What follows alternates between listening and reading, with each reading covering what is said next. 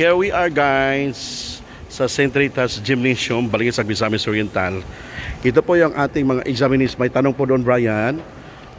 Mula po ito is grade 10 to grade 12. Oh, mix ito sila. Kung napapansin po ninyo mga, actually mga ano to mga bigatin tong school na ito. Para mga bigatin din sa Mother of Divine Providence School sa Marikina City.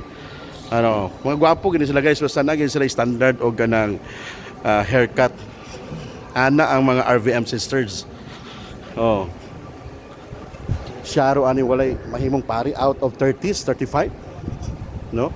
Kung napapansin niyo po ito, mga bata pa to, mga grade 10, mga anak mayaman dito guys. Kutis pa lang. Parang bani sa saging ba.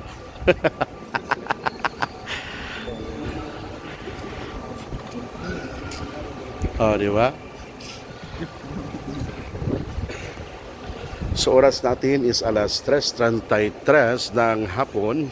Kasama po natin ang ating Assistant Parish Priest ng St. Joseph the Worker Parish sa Calaanan, Cagayan de Oro City, at ang ating wala man? Pumasok na. Pumasok na si Rabina, no? Ang ating ex-seminarian po. So ilan po na sila lahat, right? Sila po lahat ay 32 students mula po sa grade 10 until 12. Mga examinees po natin sa araw na ito, March 18, 2024. Bukas naman ay dadako tayo sa Misamis Oriental Institute of Science and Technology dito pa rin sa Balingasag. Thursday and Friday pupunta din po tayo sa Hingoog City, no? Doon po tayo mag-vocation campaign. Sana puwersa po kami ngayon ni Father Brian, no? Masakit pa yung ulo niyan dahil sa init ng panahon dito sa Mindanao.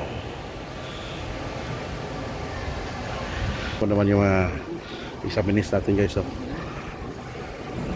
Focus talaga sila guys.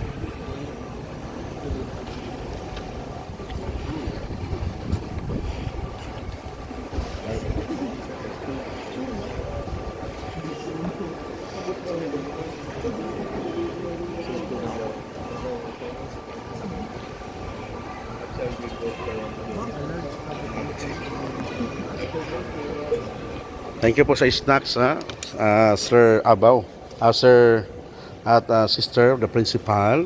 So masarap na ito ay siupaw. At walang iba ang Coca-Cola original taste. Kaya tubig, ang pahaba ng buhay, pure Wilkins. Okay.